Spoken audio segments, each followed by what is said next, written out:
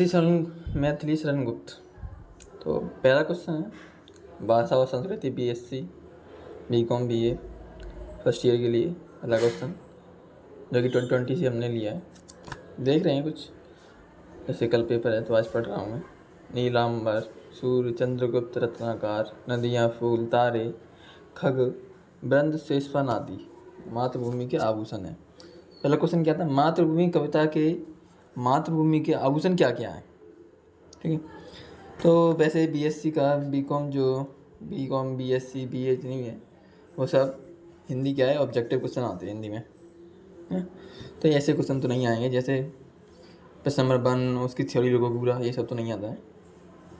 Question number पूछेंगे जैसे मातृभूमि कविता में मातृभूमि कुछ आभूषण क्या क्या है, तो मैं आपको बता रहा हूँ। नीलांबर है, सूर्य है, चंद्रगुप्त, रत्नाकर हैं, नदियाँ हैं, फूल, तारे हैं, खंगवृद्ध है, शेषफन आदि मातृभूमि के आभूषण है। तो वो कैसे भी पूछ सकते हैं। ठीक है, मातृभूमि के आभूषण क्या हो, 4 पॉइंट लिख दिए उन्होंने और इसमें से एक होगा।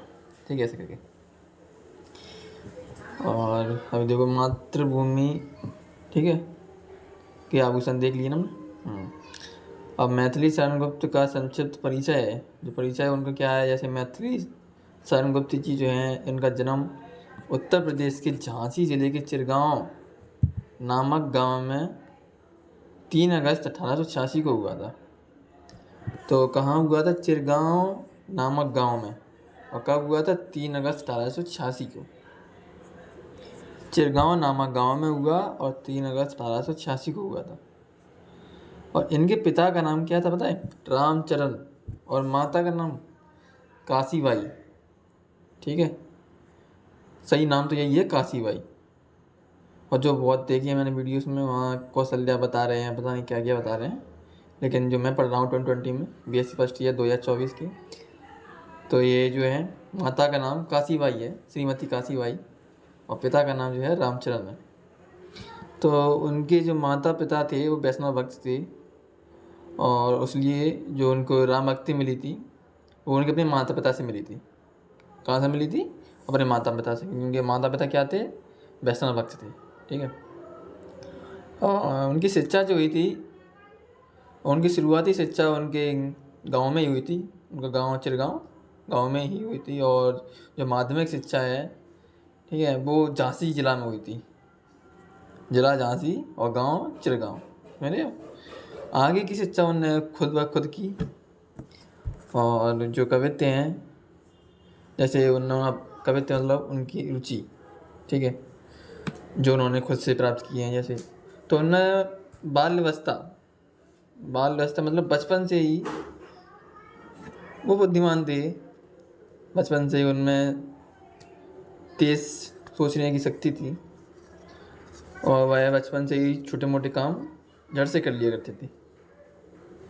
ठीक है, और वह भारतीय संस्कृति एवं वैष्णव परंपरा के प्रतिनिधि कवि रहे हैं। जो मैथिली शरण गुप्त जी हैं, वो संस्कृति एवं वैष्णव परंपरा के प्रतिनिधि कवि हैं। ऐसे ही आचार्य महावीर प्रसाद द्विवेदी के संपर्क में आने के बाद उनकी प्रेरणा से काव्य रचना लिखकर आपने हिंदी काव्य धारा को समृद्ध किया। आपकी कविता में मुख्य रूप से राष्ट्रभक्ति एवं राष्ट्र प्रेम का स्वर मुखरित हुआ है, इसलिए आपको राष्ट्र कवि की उपाधि से विभूषित किया जाता है।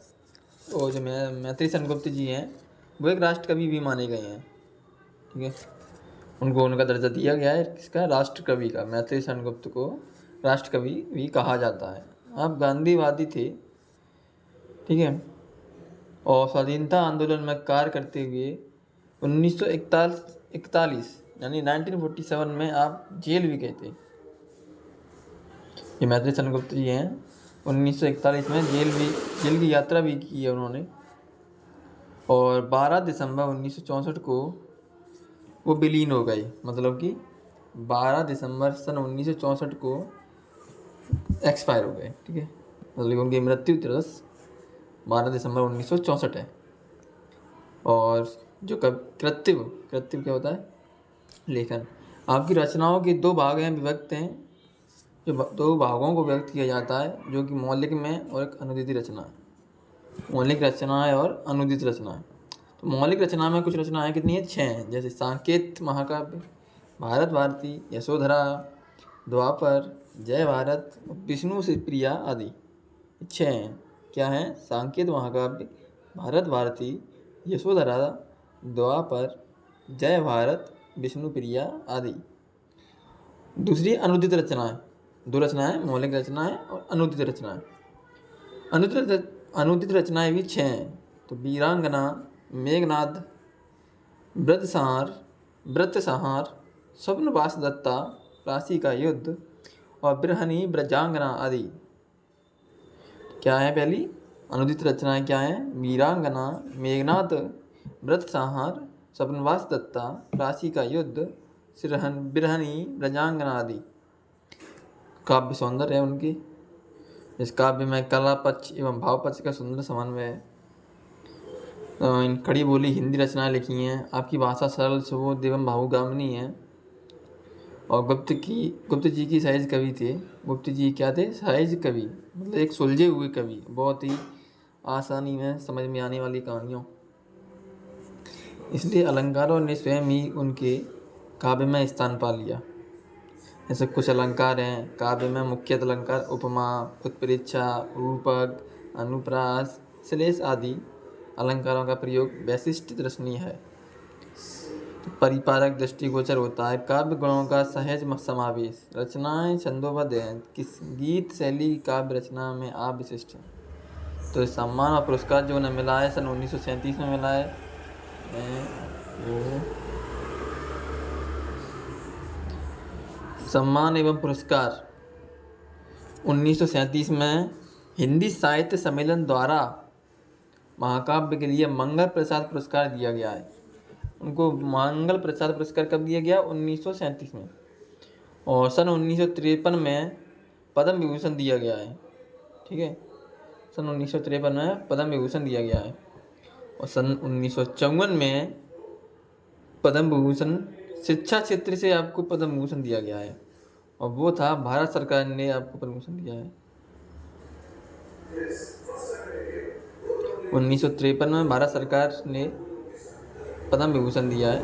और 1954 में साहित्य एवं शिक्षा क्षेत्र में आपको पद्म विभूषण से सम्मानित किया गया है। सारांशत हम कह सकते हैं कि सारांशत क्या है, मतलब जो कंक्लूजन होता है सारांशत कह सकते हैं कि मैथिली शरण गुप्त जी की रचनाएं भारतीय संस्कृति से प्रेम और राष्ट्र अनुराग पूर्ण रूप से अभिव्यक्त हुआ है। उनके काव्यों में भारतवर्ष का गौरव, अतीत, भारतीय नारी का आदर्श एवं कर्मशीलता की प्रतिष्ठा और केंद्रीय भावना के रूप में मुखरित। ये है उनका कंक्लूजन, सारांशत। और मातृभूमि जो कविता के भावार्थ समझाइए। तो भावार्थ क्या है देखिए। श्री मैथिली शरण गुप्त द्विवेदी युग के प्रसिद्ध कवि हैं। वे राष्ट्र कवि माने जाते हैं। मातृभूमि गुप्त जी की एक प्रसिद्ध कविता है। मातृभूमि जो कविता है वो गुप्त जी की है, मैथिली शरण गुप्त। उनकी एक प्रसिद्ध कविता, क्या नाम है उसका? मातृभूमि, जिसमें वे जन्मभूमि का गुणगान करके उसके लिए अपनी जान भी देने का आह्वान करते हैं। मातृभूमि की हरियाली के लिए नील आकाश एक सुंदर वस्त्र की तरह शोभित, सूरज और चांद इसके मुकुट हैं, सागर समुद्र इसकी करधनी है, यहाँ बहने वाली नदियाँ प्रेम का प्रवाह है, तारे और फूल इसके आभूषण हैं, पक्षियों का समूह इसके प्रस्तुति पाठक हैं, आदि शेष का सहस्र फन सिंहासन है। बादल पानी बरसकर इसका अभिषेक करते हैं। कभी अपनी मातृभूमि के इस सुंदर रूप पर अपना आत्मसमर्पण करते हैं। बादल पानी बरसाकर इसका अभिषेक करते हैं और कभी अपनी मातृभूमि के सुंदर रूप पर अपना आत्मसमर्पण करते हैं। वे कहते हैं कि वास्तव में तू सगुण साकार मूर्ति है। जन्मभूमि से अपने बचपन का संबंध व्यक्त करते हैं कवि कि इसी की धूलि में लौट कर बड़े हुए हैं। इसी भूमि पर घुटनों के बल सरक कर हम पैरों पर खड़ा रहना सीखा है। यहाँ रहकर भी बचपन में उसने ही रामकृष्ण परमहंस की तरह सभी आनंद को भोगा है। इसके कारण ही धूलि भरे हीरे कहलाए। यह जन्मभूमि की गोदी में खेल कूद कर उसने हर्ष का अनुभव किया है। ऐसा कवि जी कहते हैं। ऐसी मातृभूमि को देखकर हम आनंद से मग्न हो जाते हैं। कवि कहते हैं, जो सुख शांति हमने भोगी है वे सब तुम्हारी भूमि की ही देन है। तेरे भूमि द्वारा किए गए उपकारों का बदला चुकाना आसान नहीं है। यह देह तेरी है, तुझसे ही बनी है, तेरे ही जीव जल में सनी हुई है। अंत में मृत्यु होने पर इस निर्जीव शरीर को तू ही अपनाएगी। हे मातृभूमि, अंत में हम सब तेरी ही मिट्टी में विलीन हो जाएंगे। मतलब कि मृत्यु हो जाएगी और हम मिट्टी में मिल जाएंगे। तो सरल शब्दों में कवि मातृभूमि के लिए युवकों को अपनी जान अर्पित करने की प्रेरणा देता है। आधुनिक समाज में देश प्रेम की आवश्यकता निरंतर बढ़ती जा रही है। आतंकवाद, सांप्रदायिक आदि को रोकने के लिए हमें देश प्रेमी होने की आवश्यकता है, अति आवश्यकता है। ऐसा है जो मैत्री सेनगुप्त जी कहते हैं। ठीक है, उन्होंने जीवन जिया है मातृभूमि पर रहकर, तो वे क्या बताते हैं, हम इसी भूमि पर सड़क सड़क कर खड़े रहना सीखे हैं, सड़क सड़क कर लौट लौट कर बड़े हुए हैं। ठीक है, तो 2-3 क्वेश्चन थे पहले पार्ट में, वो ख़त्म हो गए।